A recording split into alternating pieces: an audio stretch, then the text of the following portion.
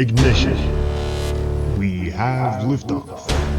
Frank Holland is here with what to watch from Fedex after the bell, and Diane Olick, of course, on top of Lennar for us. Mike, we'll start with you here. You could have made the argument, if stock sold off today, that, oh, well, the Fed wasn't that definitive on what the rate path is going to be from here. Yields actually went up.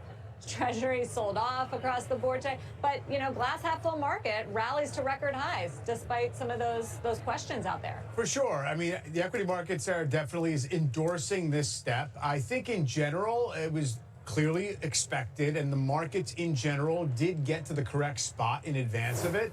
So, yeah, maybe at some point there'll be a rethink of it. My take on the bond market is, yeah, we're selling bonds on the news, on the reality of, this further but measured rate cutting cycle, but they're starting from such unthreatening levels that it's not something that stocks are going to really have a tantrum about, especially because it's not to the point where we're saying, oh, it's handicapping a flare up in inflation or anything like that. So most of what's going on in stocks, though, is this benign rotation, right? So small caps are up 4 times as much as the S&P 500 is up.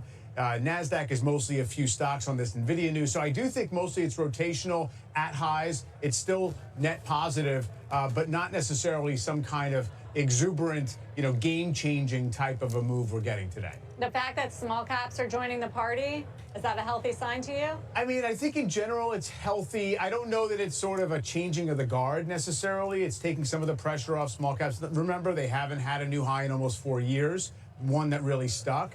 So clearly there's a lot of room to make up if they actually get a little bit of a run. The other piece of it is the Russell 2000 is as diverse as it is. A lot of the speculative retail aggressive stocks move that index to a fair degree, and those are ripping today. A lot of the meme-ish type stocks, quantum, things like that.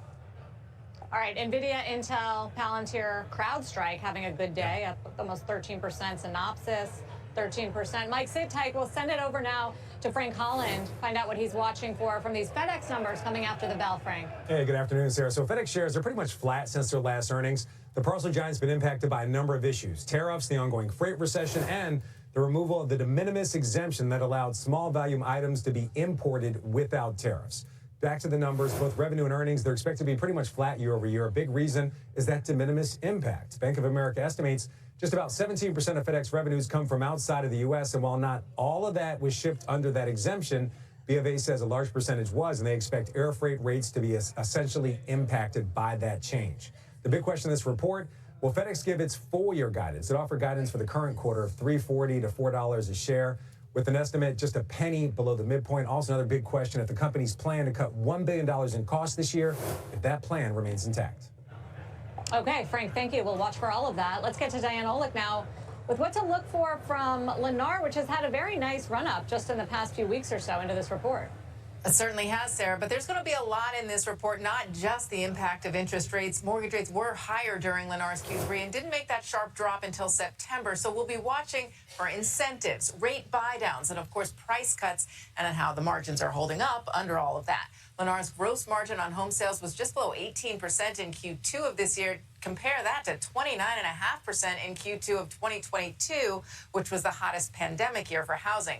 Also, we'll watch spec inventory. Lennar has gone heavy on spec homes despite waning consumer demand amid affordability issues. Housing starts nationally dropped more than expected in August, and builder sentiment also fell. So the question is, did buyer demand through Lennar models improve at all during that period?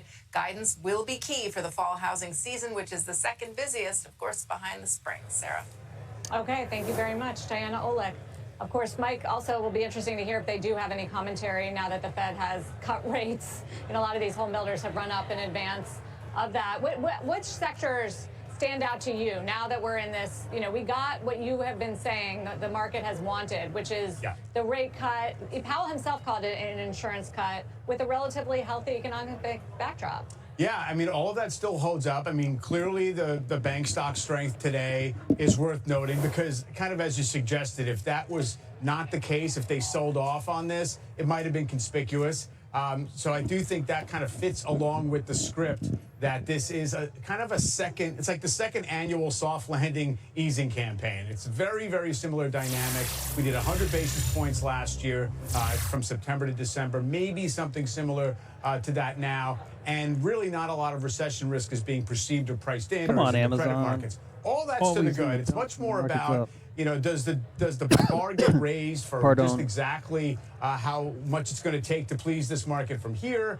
Clearly, we have earnings coming up. Third quarter estimates are holding up quite well. Intel's on the move today. That again Yep. makes it tougher to beat by a Thanks, lot, but usually it means Nvidia. there's confidence among the corporate sector. So it's hard to poke too many holes into it except for valuation, and then be mindful and keep an eye on the sentiment and positioning stuff. I don't think it's Palantir, crazy extreme right now, so maybe there's room for that to continue. A lot of folks are talking about the fourth quarter performance chase. It often makes sense to think in those terms. The question is, do you need to have a little bit of a cooling off beforehand, late September, early October? AVAX is up And really 15% quickly, today. you say positioning doesn't look that stretched? Not terribly, not across the board. I mean, retail activity has even come off the boil.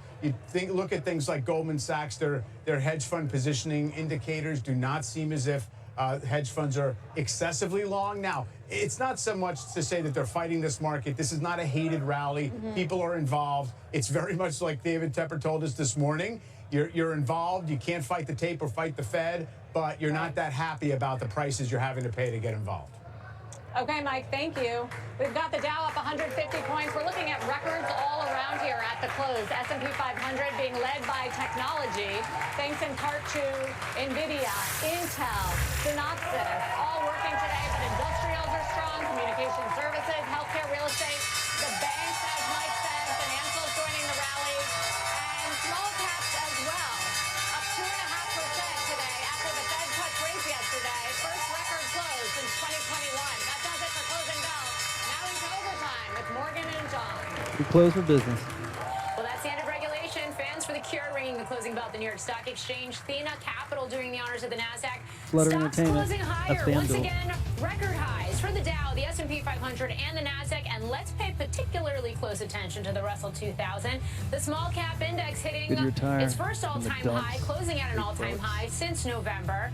And with money flowing into stocks, we're also seeing a bit of that risk-on trend play out in other asset classes as well. Gold falling, that's a rare occurrence these days. But Bitcoin jumping back near $118,000.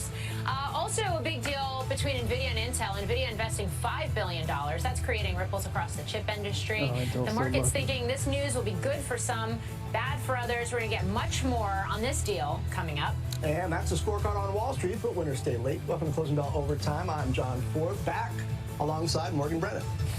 And we do have a couple of earnings reports we are watching for, Fedex and Lennar. And we will also be speaking with the head of the FTC. He is suing Live Nation and Ticketmaster. There's also a lot of other deal news that we want to talk to him about. And we'll also talk to Kayvon Beckpour. He started Periscope, ran product at Twitter. Now All right. he's launching This his day is new over. company, Have a good Macroscope. one.